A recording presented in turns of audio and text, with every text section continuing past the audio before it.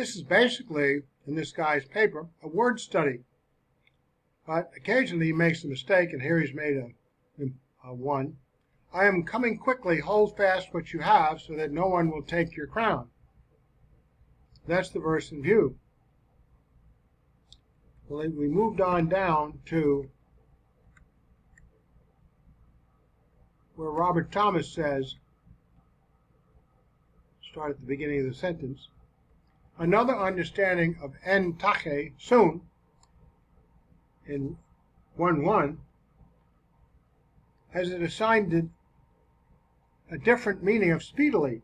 It refers to the expression to the speed with which the events have begun.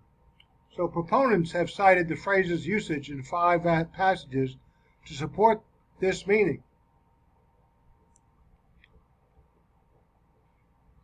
Luke, Acts, a couple of places in Acts and Romans. But in at least 2 of the 5, the meaning is debatable. Luke 18 and Romans 16:20. I've looked at those passages. You can look at them yourself. They have also noted the necessity of attributing error to the text if the meaning soon is correct. After all, it has been 1900 years since the prediction of much of what the book prophesies, of the book of the Revelation, and has not yet begun to happen. So in the mid-thought here, I apologize, it's hard to do 15-minute segments on this.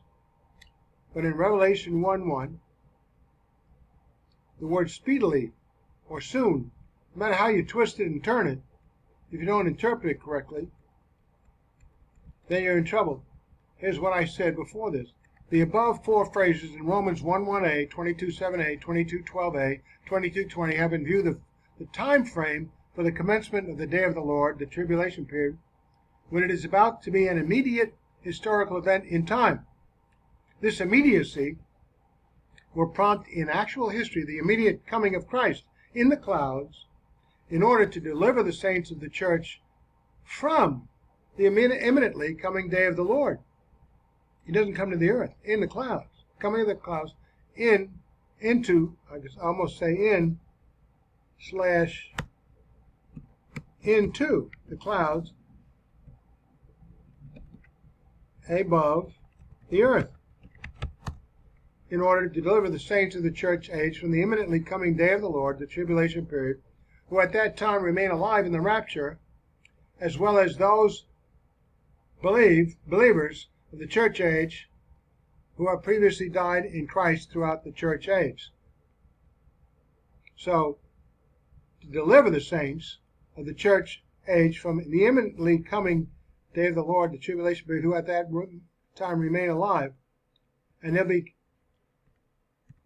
they will be caught up, the sentence is awful long, in the rapture, as well as those believers in the church age who have previously died in Christ. They're dead in Christ. They'll be raised from the dead. So he goes on, another understanding of soon in 1:1 has assigned it a different meaning of speedily. Let's take a look at 1:1. Okay, I'm just reading Robert Thomas's comment about 1:1. I just wanted to type this back in. Revelation 1:1, the revelation of Jesus Christ which God gave him to show his bondservants the things which must soon take place.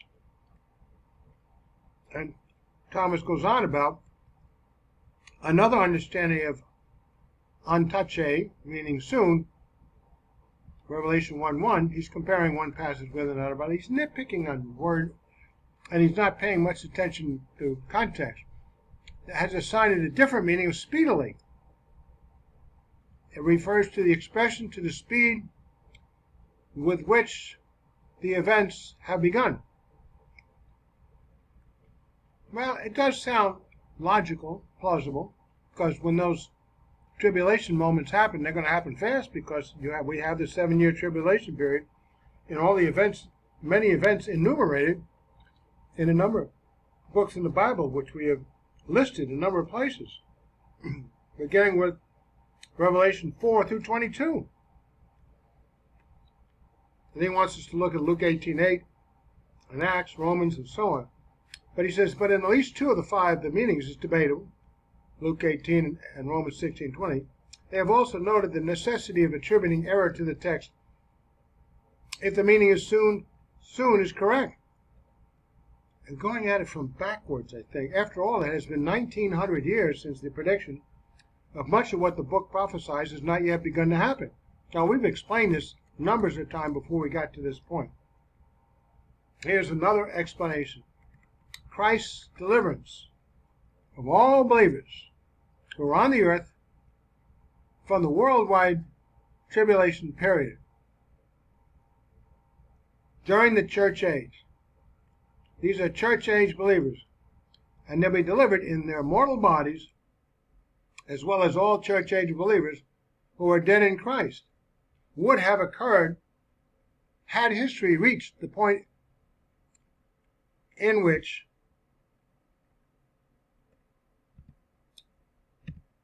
the tribulation was about to begin. God knows. Now, there might be some rumblings on up towards it, maybe a couple of weeks, couple of months, couple of years. Not stipulated.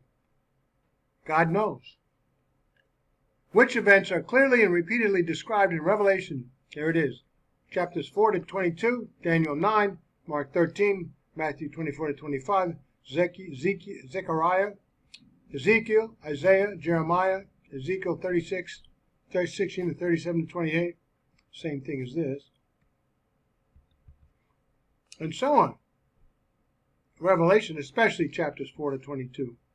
But none of this has occurred yet. Not a single event, especially not one right after the other, as so described in these passages and more. Not in the first century, nor on into the 21st century so far. If it was about to occur, then it would have necessitated the imminent, soon, quick occurrence of Christ's coming, soon in the clouds above the earth, to rapture the church in the lifetime of believers throughout the earth in the first century, and including the dead in Christ as well. So Christ would have arrived soon in the clouds to catch up the believers in the clouds, to bring them to heaven with him before the day of the Lord, the 7-year tribulation period of God's wrath upon the unbelievers in that period,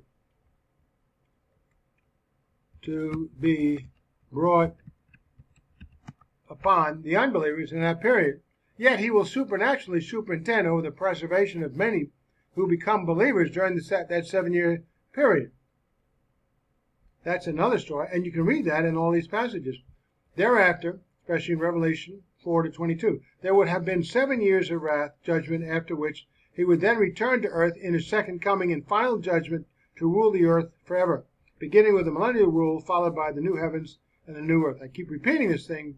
This guy keeps making the same mistake. Very soon, yes, very soon, very quickly. Both are accurate, because these are the end times. We're not looking at the first century. The end times haven't occurred because they haven't seen any of the events occur in the end time descriptions in Revelation and all the other passages we looked at. So Robert L. Thomas goes on. This view does not do justice to the major emphasis of the book, however, the emphasis upon the shortness of time before fulfillment. I don't like the way he's wording it. Why doesn't he say a little bit more? And that's why I had to insert this note. Once that short time moment in history, the commencement of the day of the Lord, the tribulation period is imminently a reality. So then will the rapture be imminent, a reality in that same time, the one coming simultaneously with the other, quickly, soon. I like that better. I understand what he's trying to say. I think. You let me know. Thomas goes on to say that focus is repeatedly instrumental in bringing encouragement to God's people in the midst of their persecution. Again, I have a problem with that. That means they've misinterpreted the meaning, Revelation 1:1 and all the other passages he's talking about. But the answer is whether or not a believer is in the midst of persecution as a result of the imminently approaching day of the Lord, the tribulation, or if it is some other temporal difficulty or trial in the first century, second century, third century, and on. He is nevertheless commanded and encouraged relative to the moment-to-moment difficulty to be faithful with a view to speedy deliverance from such temporal difficulty, which we have had for centuries, and for rewards in heaven, to whatever the case may be. Just go to Paul's epistles, in accordance with the sovereignty of God, his Father. And I put a more button here. You can click on this more button. What is it? See, it's all about perseverance throughout the Bible, especially Paul's epistles. He commands believers to persevere in the faith, not because they might have eyes on the sky and the clouds. Jesus is going to pluck you up and there's a tribulation period just around the corner. No, just for the matter of course in your Christian life, regardless of whether the tribulation is imminent or hundreds of years away, like it was in the first century, you're supposed to persevere with the idea God will not give you more than you can handle and reward you in heaven. On the other hand, martyrdom is not out of the question, or discipline for a believer who warrants it, or a testing out of one's faithfulness beyond the will of the believer. I don't really want to persevere. I just do because I'm God's child. And I just do these YouTubes, get my mind off my own personal moment-to-moment difficulties. It's been not a happy time during the pandemic. People are acting violently, not just unpleasantly. Try taking public transportation. These poor bus drivers, they've been shut down. They experience, even toward themselves, violence every day on their shifts. So I think I have it bad. I wouldn't want to be a bus driver. Robert L. Thomas goes on. They do not have to wait long for relief to come, so they have incentive to persevere. But the question is why? Not because they perceive the tribulation period is coming necessarily. If they do, they were wrong. To say that relief will come speedily or in rapid fire sequence provides no encouragement, but to say that it will come soon does. No. The words, for the time is near, Revelation 1:3b, provide reinforcement for assigning in tachei, soon, in 1:1, the meaning of imminence. I have to say this again. We're not looking in these instances where things are happening in the first century until the point in historical time that God in his foreordination decrees implementation when the tribulation period is imminent, ready to occur immediately. We're not talking about local persecution.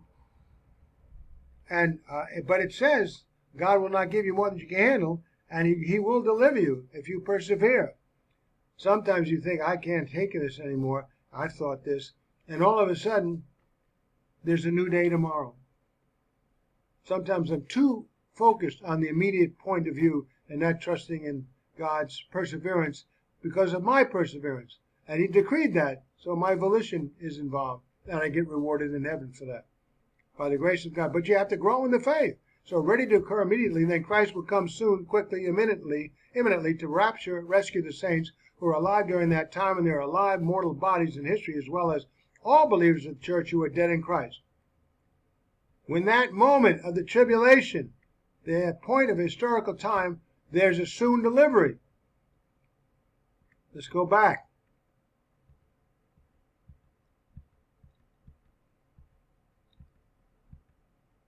The revelation of Jesus Christ, Revelation 1:1, which God gave him to show to his bondservants the things which must soon take place, and he sent and communicated it by his angel to his bondservant. Some of those things are taking place similarly in their time, like in the first century, which this book is written in. But if you bother to read Revelation 4 through 22, those are the events that are in view, and they lead up to the soon taking place of the revelation of Jesus Christ, second coming. So let's move on. See, you can't keep avoiding the context.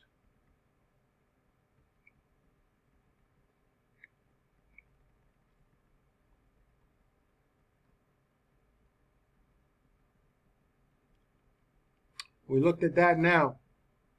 Robert Thomas says they do not have to wait long for relief to come. In the mortal life,